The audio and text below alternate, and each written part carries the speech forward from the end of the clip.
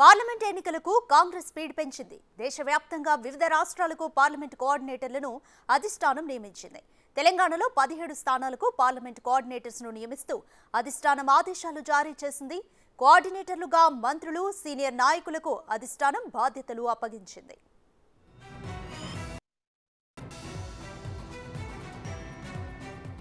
Mahabub Nagar, Chevella parliament coordinator CM Revanth రెడ్డికి అధిష్టానం బాధ్యతలు అప్పగించింది.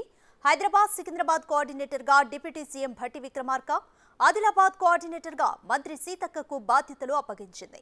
పెద్దపల్లి కోఆర్డినేటర్ గా మంత్రి శ్రీధర్ బాబు, కరీంనగర్ పొన్నం ప్రభాకర్, నిజామాబాద్ టి జీవన్ రెడ్డి, జహీరాబాద్ పి సుదర్శన్ రెడ్డి, మెదక్ దామోదర రాజనరసింహ, మల్కాజ్గిరి తుమ్మల నాగేశ్వరరావు, నాగర్ కర్నూల్ జూపల్లి కృష్ణారావు, నల్గొండ ఉత్తమ్ కుమార్ రెడ్డి, భువనగిరి కోమటిరెడ్డి వెంకటరెడ్డి, వరంగల్ కు కొండా సురేఖ, మహబూబాబాద్ కు పొంగులేటి శ్రీనివాస్ రెడ్డి, ఖమ్మంకు కూడా పొంగులేటి శ్రీనివాస్ రెడ్డిని అధిష్టానం నియమించింది.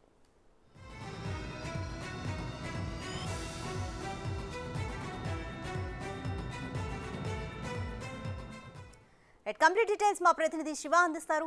శివ, పార్లమెంట్ ఎన్నికలకు కాంగ్రెస్ స్పీడ్ పెంచింది, అలాగే కోఆర్డినేటర్లను నియమించింది, రాష్ట్రాల్లోని పార్లమెంట్ కు కోఆర్డినేటర్స్ ను కూడా నియమించింది. కంప్లీట్ అప్డేట్స్ ఏంటి? రైట్ రైట్గా లోక్సభ ఎన్నికలు సమయం దగ్గర పడుతున్న కొద్దీ కాంగ్రెస్ పార్టీ దూకుడు పెంచినట్లుగానే అనిపిస్తోంది. నిన్న ఎలక్షన్ కమిటీ చైర్మన్ గా రేవంత్ రెడ్డిని ప్రకటిస్తూ 25 మంది సభ్యులతో ఒక కమిటీని కూడా ఏర్పాటు చేసింది తెలంగాణ కమిటీని. ఇక ఈ రోజు దేశవ్యాప్తంగా కూడా మొత్తం కేంద్రపాలిత ప్రాంతాలు కానీ రాష్ట్రాలు కానీ అన్నిటికీ కలిపి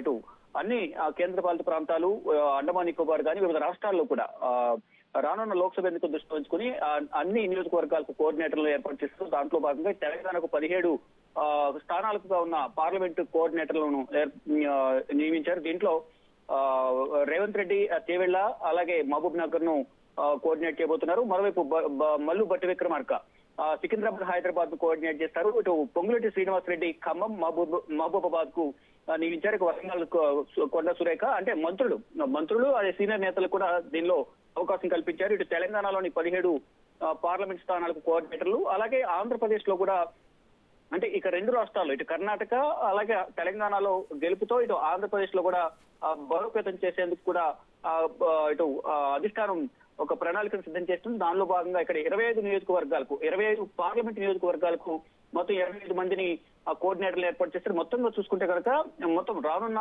లోక్సభ ఎన్నికల్లో గెలిపే ఎజెండాగా మొత్తం దేశవ్యాప్తంగా కూడా ఎలక్షన్ కమిటీలు కానీ కోఆర్డినేటర్లు కానీ కమ్యూనికేషన్ సంబంధించి ఇన్ఛార్జెస్ కానీ మీడియా కోఆర్డినేటర్లు అందరూ కూడా ఒకదాని తర్వాత ఒకటి వేగంగా చర్యలు తీసుకుంటుంది. మొత్తంగా చూసుకుంటే ఎక్కడికక్కడ కమిటీలను ఏర్పాటు చేసి ప్రతి చోట కూడా ప్రచార కార్యక్రమాలు నిర్వహించి పార్టీని బలోపేతం చేయాలి, కాంగ్రెస్ పార్టీని అధికారంలోకి తీసుకురావాలనేది ఉద్దేశంతోనే ఇటు కాంగ్రెస్ అధిష్టానం ఎప్పటికప్పుడు కమిటీలను ఏర్పాటు చేసింది. దానిలో భాగంగానే నిన్న ఎలక్షన్ కమిటీని ఏర్పాటు చేస్తూ రేవంత్ రెడ్డిని ఎలక్షన్ కమిటీ చైర్మన్ గా నియమించారు. దాంట్లో 25 మంది సభ్యులతో కూడిన మంత్రులు కానీ ఇతర సీనియర్ నేతలంతా కూడా దాంట్లో కమిటీ సభ్యులుగా ఉన్నారు. మళ్ళీ ఈ రోజు కోఆర్డినేటర్లను నియమిస్తూ వివిధ రాష్ట్రాలకు ఒక ప్రకటన విడుదల చేశారు. ఇటు తెలంగాణకు 17 స్థానాలకు కోఆర్డినేటర్లు, అలాగే ఆంధ్రప్రదేశ్ కు 25 మంది స్థానాలకు 25 నియోజకవర్గాల కోఆర్డినేటర్లు నియమిస్తూ కూడా ఆదేశాలు అయితే జారీ చేసింది. రాధిక. Thank you Shiva.